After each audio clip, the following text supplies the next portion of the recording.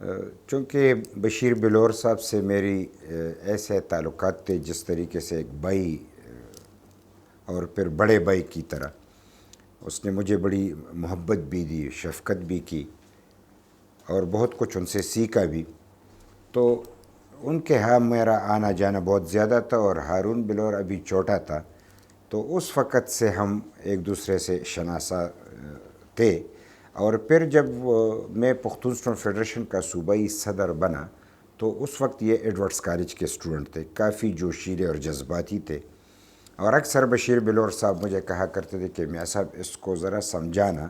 کہ یہ ٹنڈے مزاج سے سیاست کرے تو زیادہ اچھا ہوگا۔ تو ہم وہ ایک بڑے کی حیثیت سے چھوٹا سمجھ کے پیار اور شفقت سے ان کو سمجھاتے بھی تھے۔ تو یہ ایک یعنی جاننے کا ایک ذریعہ بنا، اور پھر آپ یقین کریں کہ بہت یعنی عزت کرنے والا بندہ تھا اور بڑا قابل بندہ تھا،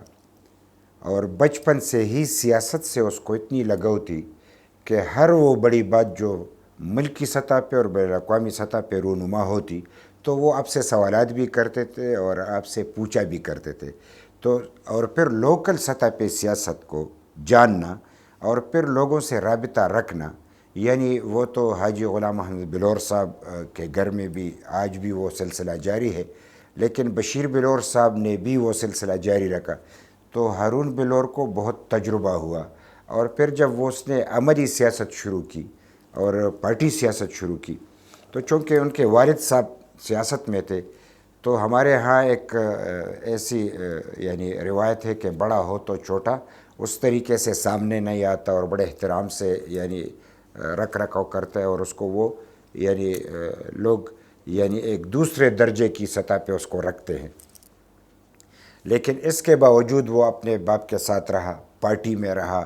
تنظیم میں رہا، اور کافی ایکٹیو رہا، اور یعنی تمام لوگوں کی عزت کرتے ہوئے اس نے سیاست کی۔ لیکن جب اس کی شہادت کی بات آتی ہے تو دل بہت دکھتا ہے۔ کبھی کبھی میں بشیر بلور صاحب سے گپ شپ میں کہا کرتا تھا کہ میں ایک فلم بناؤں گا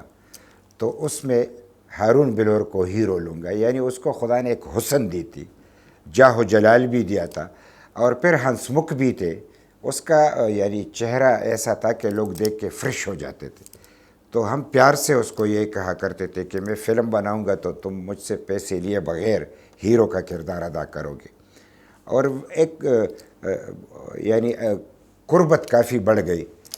تو جب بشیر بلور صاحب شہید ہو گئے تو پھر بہت دل دکھا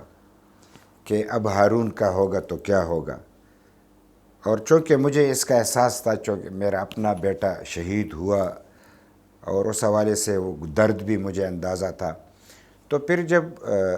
عثمان اپنے موت جو ہے وہ مر گیا، اس طریقے سے گھر میں ہارون بلور اکیلے رہ گیا، اور کافی جتن اس نے کیے والد صاحب کے بعد، کافی اس کو مشکلات پیش آئی، کافی یعنی بہت زاویوں سے میں اس وقت اس پہ بات نہیں کر رہا، لیکن اس کو کافی مشکلات تھی، لیکن اس نے بڑی جوان مردی سے فیس کیا۔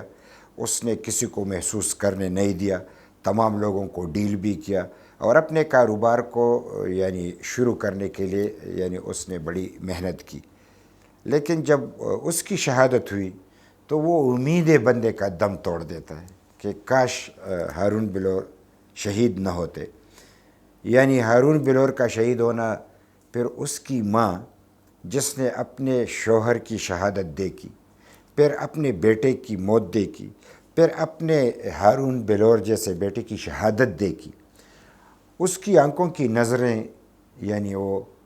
چلی گئی، اور ایک درد بھرا گھرانہ بنا۔ تو آج ایک پھر حاجی بلور صاحب تو زندہ شہید ہیں کہ ان کو ایک اس پہ اٹیک ہوا اور 19 ساتھی اس کے ساتھ شہید ہو گئے، لیکن اس کو خدا نے زندگی دی۔ تو میں یہ کہوں کہ ہارون بلور ایسا یعنی بندہ تھا کہ تمام بلور خاندان کی سیاست اور پارٹی سے، یعنی باچا خان سے لے کے ولی خان صاحب، اور پھر ولی خان سے لے کے اسفندیار ولی خان، اور یہاں تک کہ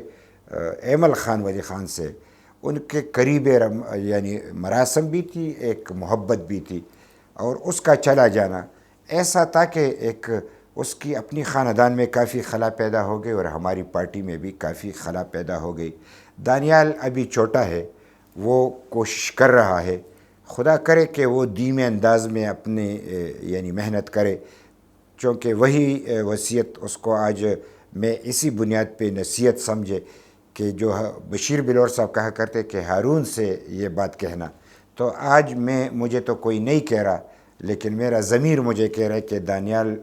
ہمارا بچہ ہے، بیٹا ہے، اگر وہ بڑے صبر تحمل سے سیاست کو دیکھے اور جانچے اور پھر اس کے بعد وہ ایک سیاست کا یعنی جو ایک ذمہ داری ہے اس کو نبھانے کی کوشش کرے تو اس کے لیے بڑی آسانی ہوگی۔ اب اس کی ایک خوش قسمتی یہ بھی ہے کہ ہارون بلور صاحب کی بیوہ، اس کی ماں سمر بلور جو ہے وہ یعنی اس عمل میں شریک ہو گئی، وہ ایم پی اے بنی، اور ہمارے لیے اعزاز ہوا کہ ایک ڈائریکٹ الیکشن میں خاتون کا جیتنا، بیگم نسیم ولی خان نے کبھی 2 سیٹیں جیتی تھی اور آج سمر بلور نے جیتی، یہ ایک تاریخ ہے۔ تو اگر وہ بھی اپنی سیاست اس انداز میں کرے کہ دانیال اور سمر بلور صاحبہ ایک بیلنس طریقے سے سیاست کرے تو وہ بشیر بلور صاحب کی وہ ذمہ داری بھی نبھا سکتے ہیں، ہارون بلور صاحب کی کمی بھی پوری کر سکتے ہیں۔ اور آج ہی بلور صاحب اب بوڑھا ہو چکا ہے، ہم خود بھی بوڑھے ہیں لیکن وہ ہم سے بھی زیادہ عمر کا ہے، تو یعنی ان کا سہارا بھی بن سکتے ہیں۔ تو اس موقع پہ میں